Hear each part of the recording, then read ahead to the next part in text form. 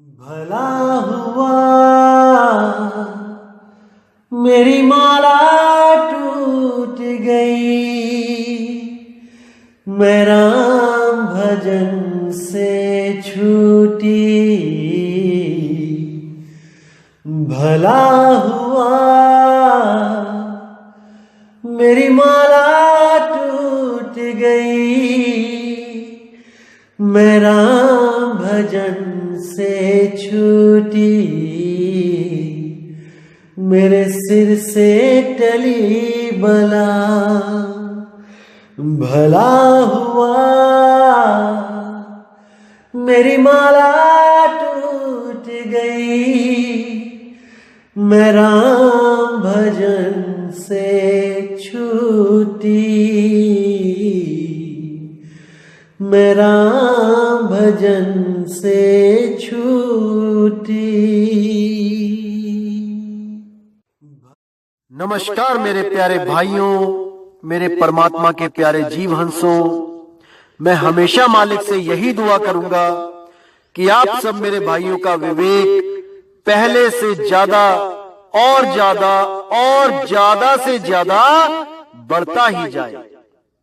बस मेरे दिल की यही अरदास है कि ऐसी कोई चीज ना रहे जो आपको समझ ना आए। हर चीज आपको बिल्कुल क्रिस्टल क्लियर होती जाए। बस यही चाहूंगा मैं, यही अरदास करूंगा उस बंदी छोड़ से, उस परमपिता परमात्मा से कि वो आपके विवेक शक्ति में बढ़ोतरी करता ही जाए और ऐसा कोई भी अज्ञान ना रहे इस दुनिया में जो आपको 1% भी भ्रमित कर पाए। कुछ ना रहे ऐसा। आपका ये भाई आपकी पूरी मदद करने के लिए तैयार है। बस आप निष्पक्ष भाव से इस सत्संग को सुनते रहिए और उस पर विचार करते रहिए। विवेक लगाइए कि जो मैंने बात कही है वो सत्य है या असत्य है। जवाब मेरे भाई आपके अंदर से ही आएगा। उस परमात्मा का जवाब आपके अंदर से आएगा। बस उसको पहचानने की कोशिश करो। साहिब बंदगी। और दोस्तों, आपको बताना चाहूंगा कि काफी दिनों से कुछ लिंक व्हाट्सएप पे शेयर किए जा रहे हैं जिसमें कुछ गुरुओं की फोटो लगाई गई है और कुछ भड़काऊ से शब्दों से टाइटल दिया गया है। दोस्तों, ऐसे किसी भी चैनल से हमारा कोई लेना देना नहीं है। आप उनको बिल्कुल ना देखें, बिल्कुल भी ना देखें, क्योंकि वो सत्संग हमारे ही अपलोड कर रहा है और गलत फोटो लगा लगा के दुनिया को भ्रमित कर रहा है। बिल्कुल भी उनका चैनल ना तो सब्सक्राइब करें और जिन्होंने किया है वो अनसब्सक्राइब कर दें। बिना मेरी परमिशन के जो सत्संग अपलोड किए जा रहे हैं ये बिल्कुल गलत बात है। आप ये सब बंद करें। और कोई भी मेरा भाई अगर अपने चैनल पे कोई सत्संग मेरा चलाना चाहता है तो पहले परमिशन लो। प्रचार में योगदान करना है तो बिल्कुल सही तरीके से करो। किसी भी गुरु की फोटो नहीं लगानी है। सब गुरु मेरे बड़े अपनी अपनी ठौर, शब्द विवेकी पारखी सो माथे कमोर। हमने हर गुरु की इज्जत करनी है। हमें किसी भी गुरु से हमारा बैर नहीं है भाई। हर गुरु अपनी अपनी सीमा में अपने अपने शिष्यों को ज्ञान दे रहा है। जहां तक उसकी पहुंच है वो अपने अपने शिष्यों को पहुंचा रहा है। क्या दिक्कत है इसमें? इसलिए मेरे भाई ये जो गलत काम है इसको बंद करो और अगर करना ही है तो सही से करो। जैसे मैं किसी की फोटो नहीं लगाता हूं, आप भी मत लगाएं। साहिब। तो मेरे भाइयों, आज जो हम विषय लेके आए हैं वो विषय बहुत इंपॉर्टेंट है। अगर आपने इसको समझ लिया तो आपको बहुत बहुत बहुत आसानी हो जाएगी इन अधूरे गुरुओं को समझने में।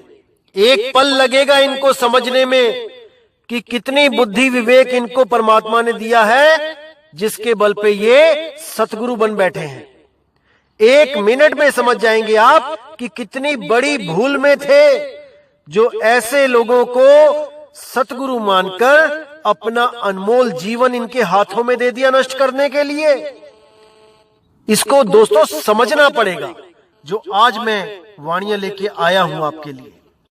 उससे पहले मैं आपको बता दूं कि हमारे समाज में ऐसे ऐसे गुरु विचरण कर रहे हैं, सत्संग कर रहे हैं, जीवों को भरमा रहे हैं, जो कबीर पंथ से तो नफरत करते हैं।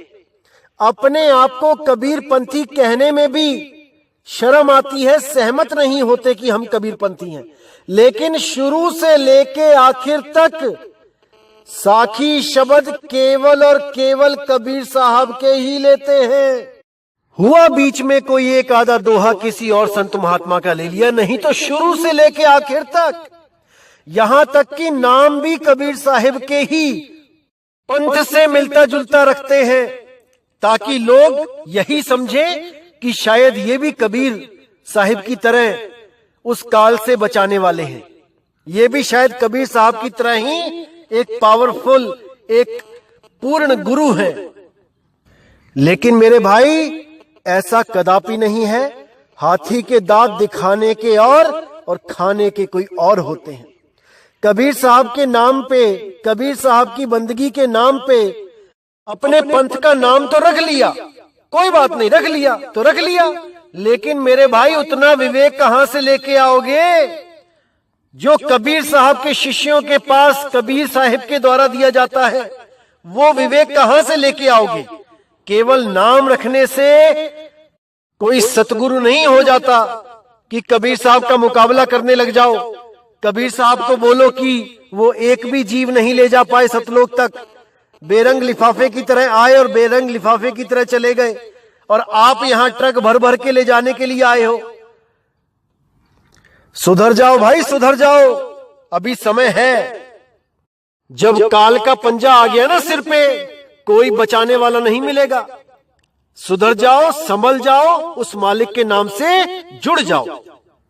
तो दोस्तों, नाम नहीं लूंगा, लेकिन आप खूब समझ जाएंगे कि वो कौन सा पंथ है काल के द्वारा चलाया जा रहा है। एक एक चीज आप समझ जाएंगे कि कितना विवेक है उन गुरुओं में, जो वाणियां पढ़ तो लिए लेकिन उनके भाव को नहीं समझ पाए, उसके सार को नहीं समझ पाए। तो दोस्तों, आज वही वाणियां ली जाएंगी और इनके सार शब्द का जो भेद है वो खोला जाएगा कि वो कैसा सार शब्द है जो ये जीवों के कान में देकर उनको उस धू धू शब्द से जोड़ देते हैं। वो शब्द जो अंत समय में धू धू करता हुआ आएगा। अब सोचने वाली बात है दोस्तों, धू धू ये शब्द जो आया है ये कहां से आया है? ये कैसा शब्द है जो धू धू करता आता है? आज इस पे विचार करेंगे कि ये धू धू आया कहां से इनके दिमाग में, कैसे इतनी संगत के सामने इन्होंने कह दिया कि वो शब्द धू धू करता आता है। आज इस धू धू की पूरी पोल खोलेंगे और इसके बारे में, इस धू धू के बारे में एक एक चीज बताई जाएगी। आप अच्छी तरह समझें और इस धू धू से हमेशा के लिए आजाद हो जाएं। तो सबसे पहले तो मैं ये बता दूं कि कबीर साहब की वाणियां पढ़ पढ़ के, नानक साहब की वाणियां पढ़ पढ़ के, गरीबदास जी की वाणियां पढ़ पढ़ के, इन नाथ पंथियों को जो आजकल सफेद कपड़े पहन के कबीर पंथी बन गए हैं, सतगुरु बन गए हैं, लेकिन इनके नामदान के तरीके वही पुराने नाथ पंथियों वाले हैं। कान में फूंक मार देना, उसी को कहना सार शब्द है, उसी को कहना कि आत्मा को जगा दिया गया है, उसी को कहना कि मन से अलग कर दिया गया है आत्मा को। ये सब नाथ पंथियों के नियम हैं, नाथ पंथियों के नामदान देने के तरीके हैं। लेकिन इन नाथ पंथियों के हाथ में कबीर साहब का, नानक साहब का, गरीबदास जी का जो ज्ञान लग गया, जो बाणियां लग गईं, तो इन्होंने अपने नामदान का तरीका तो नहीं बदला, लेकिन उन बाणियों में से कुछ एक बातें ऐसी निकाल ली जो ये अपने ज्ञान से मैच कराने लग गए, और उसी के द्वारा ये अपने आप को सतगुरु घोषित करने लग गए, परम गुरु घोषित करने लग गए। दोस्तों, काम वही कर रहे हैं जो एक नाथपंथी कर रहा है। आपको नहीं यकीन है, किसी भी नाथ पंथ में जाके आप नामदान ले लीजिए, आपके कान में वो फूंक मारेगा और कहेगा यही सार शब्द है, आज से तू मेरा चेला और मैं तेरा गुरु। यही काम यही कर रहे हैं। बस इन्होंने सतगुरु सतनाम जो मंत्र है वो श्वासों पे रटने के लिए दे दिए हैं। श्वास अंदर लिया सतगुरु, श्वास छोड़ा सतनाम, श्वास अंदर लिया सतगुरु, श्वास छोड़ा सतनाम, और ध्यान सिर से 1.25 हाथ ऊपर लगाने के लिए बोल दिया, वहां पे अष्टम चक्र बना दिया, सुरती कमल बना दिया। सब डुप्लीकेट ज्ञान, बिल्कुल गलत ज्ञान। इन्हीं कान में फूकने वाले गुरुओं के लिए कबीर साहब की वाणी है जो ये कभी नहीं दिखाएंगे। और वाणी क्या है? कन फुक्का गुरु हद का, बेहद का गुरु और जब बेहद का गुरु मिले तब मिले ठिकाना ठौर। जितने भी गुरु ये कान में फूंक मार के चेला बनाते हैं, ये सब अधूरे गुरु हैं। ये सब काल के जाल में फंसाने के लिए आए हैं। और ये भरमाते हैं जीव को ये कह के कि तुम्हारी आत्मा को मैंने ताकत दे दी है। अरे मेरे भाई, आत्मा स्वयं में पूर्ण है, उसको किसी ताकत की जरूरत नहीं है। वो अडोल है, वो डोलती नहीं है, उसे किसी ताकत की जरूरत नहीं है। जो शब्द गुरु का भेद दिया जाता है वो सुरती को दिया जाता है। लेकिन आप लोगों के दिमाग में ये चीजें नहीं जाने वाली, क्योंकि आप लोग केवल और केवल इस दुनिया को भरमाने के लिए और बड़े बड़े आश्रम बनाने के लिए ही इस दुनिया में आए हो, और वो काम बहुत अच्छी तरह पूरा करके आप चले जाओगे एक दिन। लेकिन जीव जो धक्के खा रहे हैं, अब वो इस ज्ञान को समझ के हमेशा के लिए जन्म और मरण को खत्म करके अपने निज स्वरूप को प्राप्त हो जाएंगे। यही मैं मालिक से अरदास करता हूं, यही मैं उससे वंदना करता हूं। तो सबसे पहले वाणी देखेंगे सतगुरु बंदी छोड़ कबीर साहिब की। क्या कहती है वाणी? दोस्तों, ये वाणी तब की है जब गोरखनाथ जी के साथ कबीर साहब की गोष्ठी हुई थी। और जब गोरखनाथ जी ने कबीर जी से पूछा कि कब से भय बैरागी कबीर जी, कब से भय बैरागी? नाथ जी, कबीर साहब बोले, नाथ जी जब से भय बैरागी मेरी आदि अंत सुध लागी। धूधू कार आदि को मेला, नहीं गुरु नहीं चेला, जब का तो हम योग उपासा, तब का फिरूं अकेला। अब यहां पर जो धूधूकार आ गया, अब इन लोगों ने क्या किया? शब्द तो पढ़ लिया कि धूधू लिखा है, धूधूकार लिखा है, लेकिन इसका भाव नहीं समझ पाए। ये असल में धूधूकार क्या है?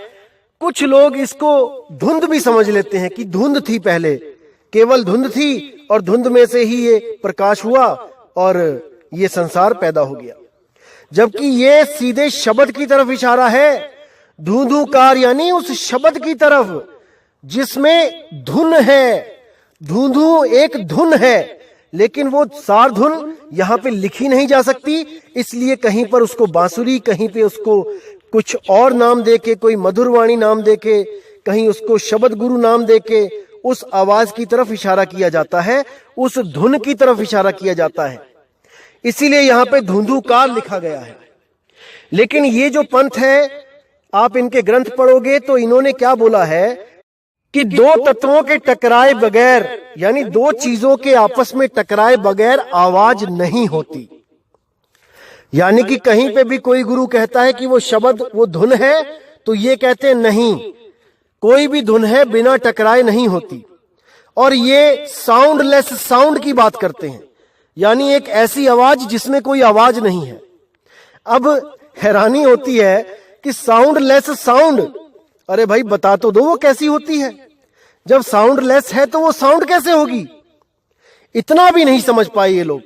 जैसे कोई कहे कि वाटरलेस वाटर, पानी के बिना मुझे पानी पिला दो। अरे भाई वो कैसा पानी है जो बिना पानी के पानी जैसा होगा? हद ही कर दी इन लोगों ने। लेकिन साहिब ने बोला है कि जहां पे अनहद नाद है, जहां पर तत्वों की धुन है, वो तत्वों के टकराने से ही होती है। लेकिन जो आत्मिक धुन है, आत्मा की अपनी नाद है, वो बिना किसी तत्व के निही तत्व नाद है। उसी को धूधूकारा बोला है। जब कोई पवन पानी 5 तत्व नहीं थे तब भी वो धुन थी।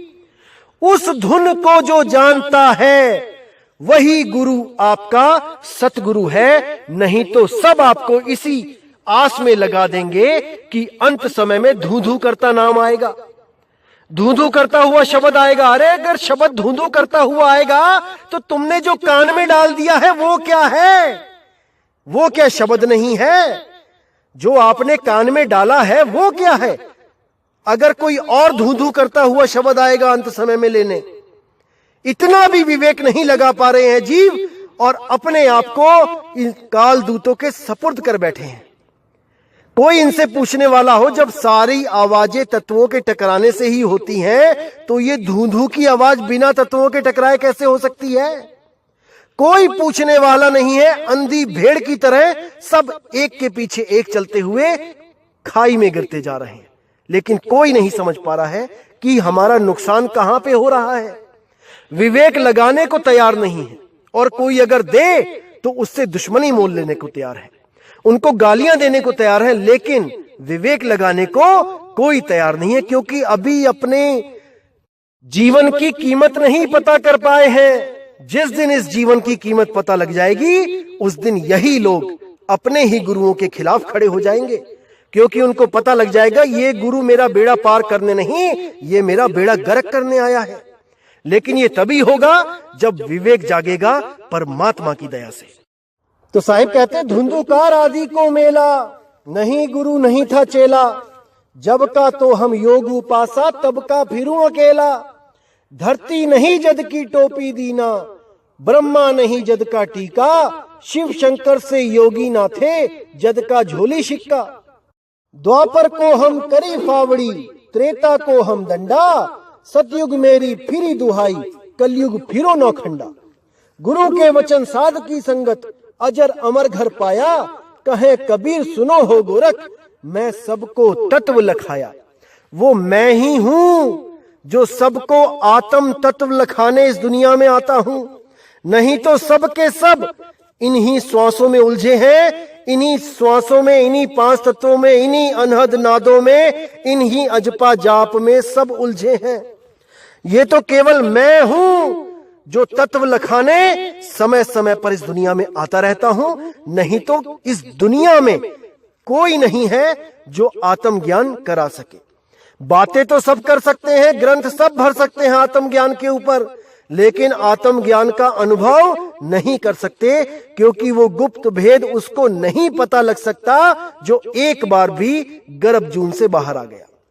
जो भी गर्भ जून में उल्टा लटक गया तो समझ जाओ कि माया ने उसको भरमा दिया, और जिसको माया ने एक बार भरमा दिया उसको केवल और केवल परमात्मा ही रास्ते पे ला सकता है, अन्यथा कोई नहीं, कोई नहीं। तो दोस्तों, दूसरी वाणी हम लेंगे गरीबदास जी की वाणी से, जहां पर उन्होंने सृष्टि रचना का प्रमाण दिया है कि सृष्टि रचना से पहले क्या था। तो देखिए वो क्या कह रहे हैं कि आदि रमैनी अदली सारा, जा दिन होते धू धूकारा, सत्य पुरुष कीना प्रकाशा, हम होते तखत कबीर खवासा। मन मोहिनी सिरजी माया, सत्य पुरुष एक ख्याल बनाया, धर्म राय सिरजे दरबानी, 64 जुग तप सेवा ठानी। अब यहां पर गरीबदास जी महाराज ने साफ लिख दिया कि आदि रमैनी अदली सारा, जादिन होते धुंधुकारा। तो इन लोगों ने इन वाणियों में से शब्द तो पढ़ लिए कि धुंधुकार लिखा है, लेकिन उस धुंधुकार के भेद को ये नहीं जान पाए, और इन्होंने उठाकर उसको धूधू नाम बना दिया कि धूधू शब्द आएगा अंत समय में और धूधू करता हुआ आपको ले जाएगा। और सभी के सभी उस धूधू के चक्कर में मूर्ख बने बैठे हैं, इंतजार कर रहे हैं कि वो धूधू करता हुआ आएगा और हमें लेके जाएगा। अरे मेरे भाई, ये धूधूकार कोई धूधू नहीं है शब्द जो जिसकी आवाज धूधू जैसी होगी।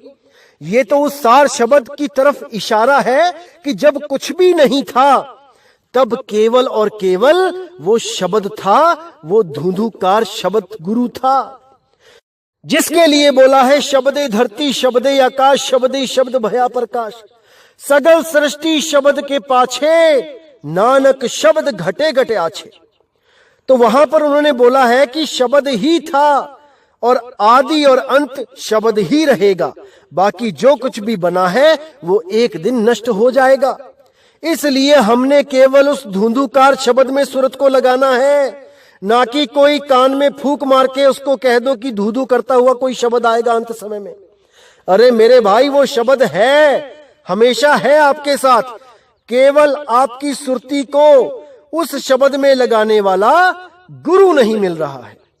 वो शब्द है आपके पास, वो कोई कान में देने वाला शब्द नहीं है कि आपके कान में फूंक मार के कोई कह दे कि ये भृंगमता है। अरे भृंगमता भी नहीं समझ पाए। भृंगमता का मतलब होता है कि जब कोई भृंगी दूसरे कीटों के बच्चों को अपनी आवाज सुनाकर उनकी आवाज को भुलवा देता है और वो बच्चे भी केवल उसी भृंगी की तरह बोलने लग जाते हैं। इसको भृंगमता कहा जाता है। इसका मतलब क्या है कि जब कोई कबीर साहिब की शरण में आता है तो जो भी पुराना ज्ञान उसने रटा हुआ होता है, उस ज्ञान रूपी अज्ञान को वो हमेशा के लिए भूल जाता है और केवल बंदी छोड़ की भाषा बोलने लग जाता है, कबीर पंथियों की भाषा बोलने लग जाता है। इसको भृंगी मता बोला गया है, ना कि कान में फूंक मारने को भृंगी मता बोला गया है। उस भृंगी के गुणों को पकड़ो, ना कि उसकी क्रिया को कि वो क्या कर रहा है। उसके गुणों को जानो कि वो दूसरों के बच्चों को उनकी भाषा भुला के अपनी भाषा सिखा रहा है, अपना ज्ञान उनके हृदय में डाल रहा है। इस गुण को भृंगी मता बोला गया है, ना कि कान में फूंक मारने को। लेकिन ये लोग इन बातों को नहीं समझ सकते, क्योंकि ये केवल और केवल इस दुनिया को भरमाने के लिए ही अवतार धारण करके आए हैं। इनका भी कसूर नहीं है भाई, इनको ड्यूटी ही काल निरंजन ने ऐसी दे रखी है। तो दोस्तों, अगली वाणी लेंगे बाबा नानक जी की। तो क्या कहती है वाणी? अरबद नरबद धूधू कारा, धरणी न गगन हुक्म अपारा, ना दिन रैन न चंद न सूरज, सुन्न समाद लगाईदा। अब यहां पे वाणी में साफ बोल दिया नानक साहिब ने कि अरबद नरबद धूधू कारा, कि जब कुछ भी नहीं था तब केवल और केवल धूधूकार था।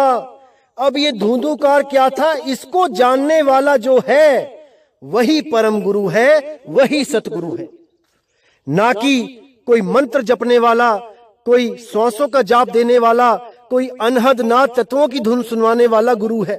क्योंकि वो सब कुछ था ही नहीं, इस वक्त कुछ भी नहीं था, लेकिन तब भी जो था वो शब्द है, वही वो धुंधुकार शब्द है जिसका भेद स्वयं परमपिता परमात्मा देने आते हैं। वही धुंधुकार जब शब्द आपको मिलता है तब आप जन्म और मरण से मुक्त हो जाते हो। लेकिन उस धुंधुकार का मतलब ये नहीं कि कोई धुंधु करता हुआ कोई शब्द आएगा लेने। वो भेद है, वो गुप्त भेद है जिसको केवल और केवल बंदी छोड़ सतगुरु जानते हैं और कोई नहीं। इसीलिए बोला गया है कि जगत गुरु है, वो सारी दुनिया के गुरु हैं।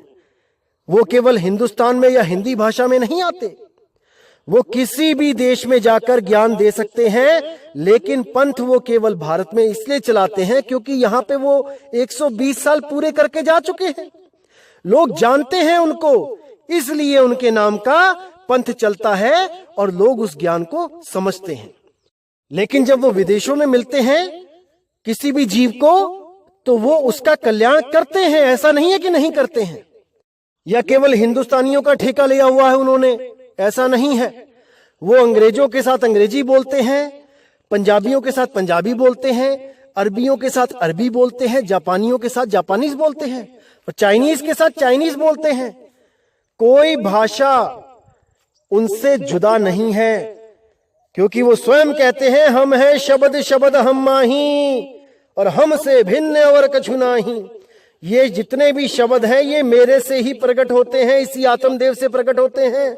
और वो तो परमात्मा है भाई, वो हर भाषा को जानता है, उसको कोई पढ़ाई लिखाई की जरूरत नहीं है। अरे वो यहां आके नहीं कभी स्कूल गए, कभी कागज कभी कलम नहीं छुआ उन्होंने, तब भी वो इतने वाणियां बोल के गए, जिसकी एक एक वाणी पे आज बनारस में पीएचडी कर रहे हैं लोग।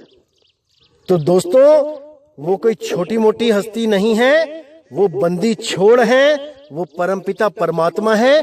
देह को साइड में कर दो और विदेह रूप में उनको जानो कि वो घट घट में रमने वाले राम हैं। उनके अलावा कोई नहीं है जो इस बंधन से छुड़ा सके। और ऐसे देही गुरु हजारों मिलेंगे आपको, जो अपने आप को विदेही होने का झांसा देके आपको अपना शिष्य बनाएंगे।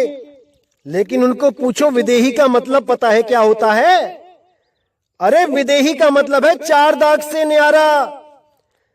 अरे 4 दाग से सतगुरु न्यारे अजरो अमर शरीर, और कोई गाडे कोई अग्नि जरावे, ढूंढ ना पायो शरीर, जपो रे मन केवल नाम कबीर। 4 दाग से न्यारा होना ही विदेही है। कौन कौन से 4 दाग?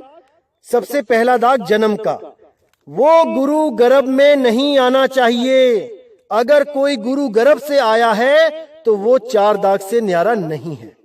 और जो भी गुरु गर्भ से आया है वो परमात्मा नहीं हो सकता, क्योंकि साहिब सबका बाप है, बेटा किसी का नहीं, और गर्भ से पैदा हुआ सो तो साहिब नहीं।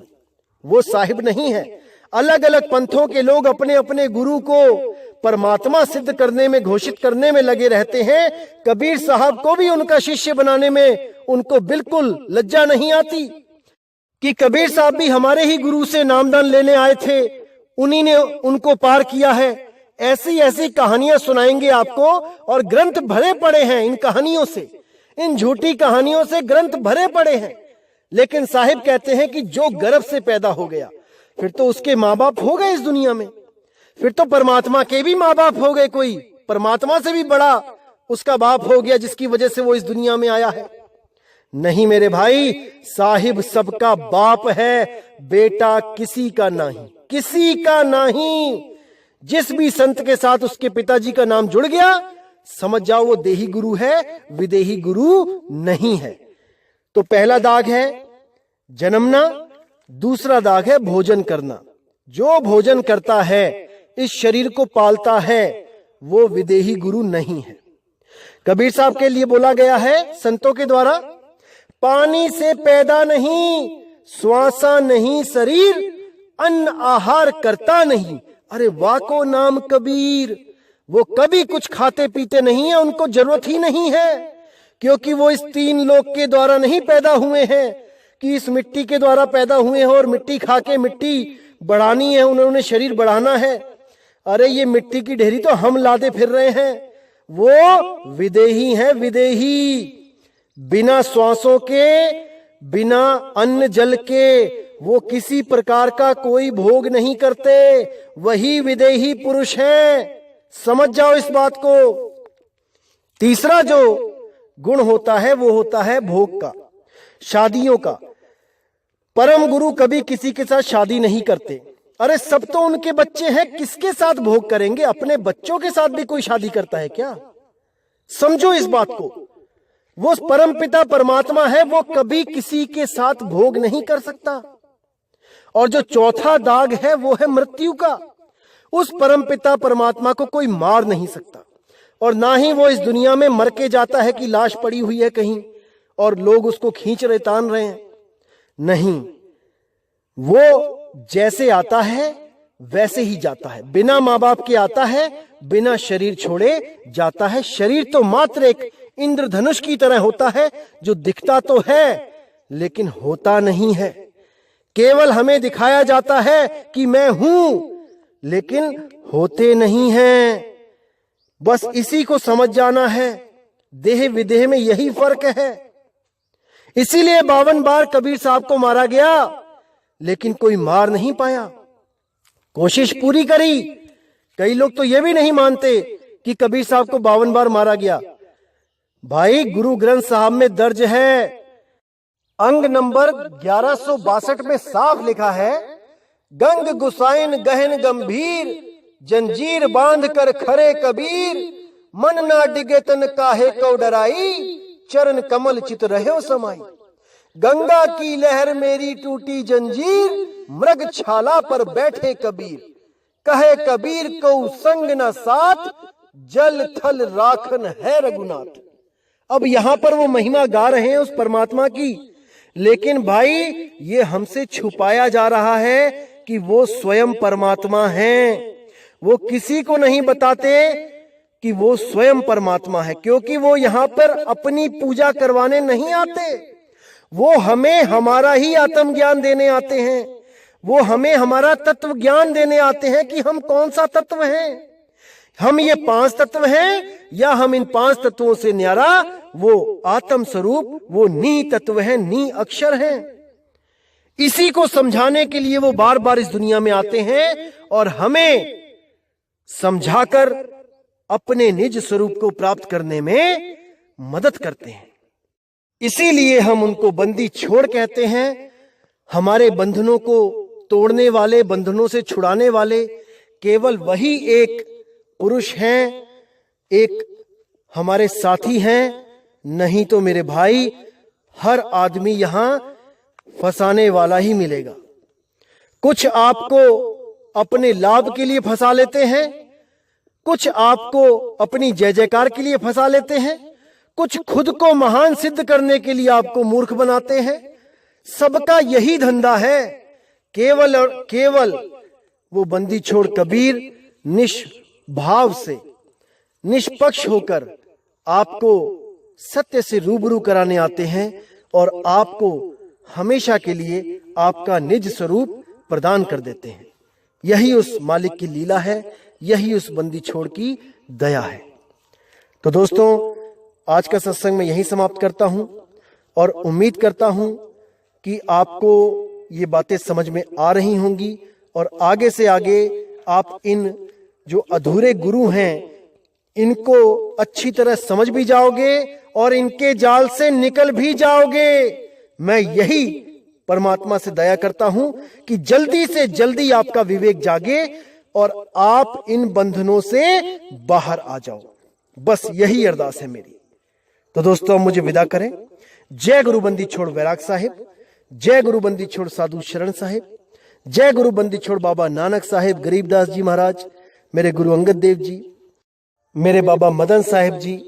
जय जय सतगुरु बंदी छोड़ सतगुरु सत्य कबीर साहिब की सदा ही जय हो, सदा ही जय हो मेरे मालिक की साहिब बंदगी सतनाम। तो क्या कहती है वाणी?